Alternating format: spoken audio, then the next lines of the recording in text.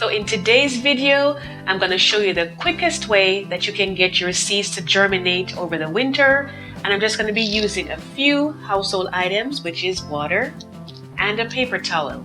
So keep watching and you'll see exactly how I did this. I'm Arlene and welcome to my home and garden channel. Okay guys, so let's take a look and see what we are planting today. So right here I have some green bean seeds, and this is the variety that I'm using here. And I just love this one. You know, they're just so nice and fresh when you cook them. They make a great side with most of your meals. And over here I have some squash and some pumpkin seeds. And typically I just get seeds from, ones that I really enjoyed when I buy them. And I said, okay, I want to get some more of these, so I'll save the seeds and then I'll go ahead and plant them. Make sure you dry them first if you're gonna get them that way. And that's Cosmos seeds right there, and this is what it looks like. And you can see that they're tiny, they're really small, but it just goes to show that this process can be used for any type of seeds. And over here we have my spray bottle, and I got it from the dollar store, so pretty inexpensive. Fill it up with some water, and I have my paper towel, which I did spread over here, just one layer, and I put that on an old crumb tray from my toaster oven. And then we're just going to go in and spray the water out and just make sure that we get it moist. And you want it to be moist, but you don't want it to be flooded out like it's swimming in water, because that prevents the seeds from breathing and they'll rot on you. We definitely don't want that to happen, so bear that in mind when you're doing it. And it's always better to go back in and add some more water than to put too much to start. And then you just go on and you layer your seeds on, whatever kind you decided to use. And you can actually soak them overnight if you want to, because that speeds up the process, so that way you'll have quicker results. But I would say do not keep them in the water for more than, say 12 hours or so. Take them out after that, because the same thing will happen again. They'll rot on you because they need to breathe, and if they're under the water, then they don't have enough oxygen, and that will cause them to rot. And then you just kind of spread them out as you like. I used a whole pack of seeds there, and a couple of the squash seeds, or pumpkin as we like to call it in Jamaican. Over here you'll see the Cosmos seeds, that I put those there as well. And that's all I'll really need, because I'm not doing I don't have a large flower bed at the back. And then we just go ahead and cover it with another layer of the paper towel. And then we are going to go ahead and get this wet. And guys, if you've made it this far in the video and you love gardening, you love flowers, whether cut flowers or growing your own, be sure to hit the subscribe button and tap on the notification bell twice, so you never miss an upload. I give you little tips that I learned along the way, and just share these wonderful, garden flowers, and sometimes even store-bought flowers too. I'll share them with you. So it's pretty much, right where we want it to be now. There's a little touch up here and there. And then what we're going to do next is we are going to, once we've checked it to make sure it's fine, you can go ahead and cover it with some, whether you want to use saran wrap, cling wrap, whatever, but just something that's, that thin plastic layer, so that way it tends to hold the moisture in. And that makes it easier, so you can just keep it there and you pretty much have it stay that way until you're ready. If you don't have any of that, or you prefer not to use it, just bear in mind that it will dry out on you, as time goes by. So you may have to check in every day to see how it's doing. If it's dry, then you need to go in and spray it again, and just make sure that it retains that moisture, because the seeds really need that to come up for you, especially if you didn't soak them overnight, before starting. So now let's take a look and see what it looks like on day 7. And here they are, guys, and as you can see, some of them have progressed a little bit more than others, which is standard for most times when you're planting seeds. You'll find that you'll have 1 or 2 ahead of the others. Some of them will fall behind a little bit, but eventually they'll all get there. And you can see the Cosmos seeds, that they're coming up nicely. The pumpkins, they were flat and very hard, so they didn't, push out as much as the other ones. But I'm not sure if you can make it out or not, but there is a little tiny root coming out of each of them.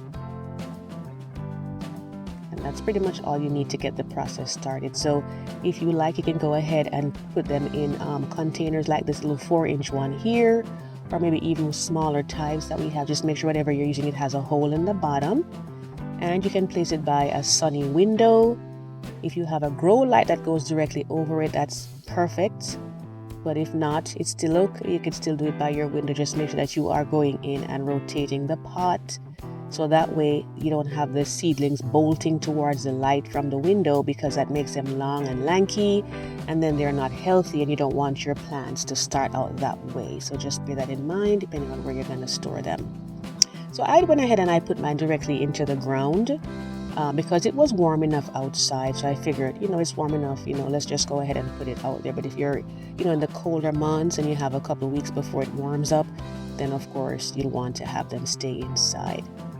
And typically for my seeds, I will plant them, in threes, and that's just my preference. You could do whatever you prefer as far as how you want them to look in your garden, or if you're even using a larger container outside, how you want them to grow up. And like the smaller seeds, like this cosmos, you want to make sure that you're not putting them too deep in the ground. You see, I'll just lightly rake them over here with my cultivator, just to make sure that they're not going too deep down in the ground. And of course, you can use your garden soil. You can add compost to the soil before you add them in, and you just get them watered. And you can use your sprinkler hose, or you can use your watering can like I'm doing here, whatever you prefer. And so this is maybe like about a week and a half to 2, I say about a week and a half in. You can see them coming up, and of course, they're at different growing levels just because of how they germinate. And over here we have our pumpkins coming up, and they just look so good and so healthy already.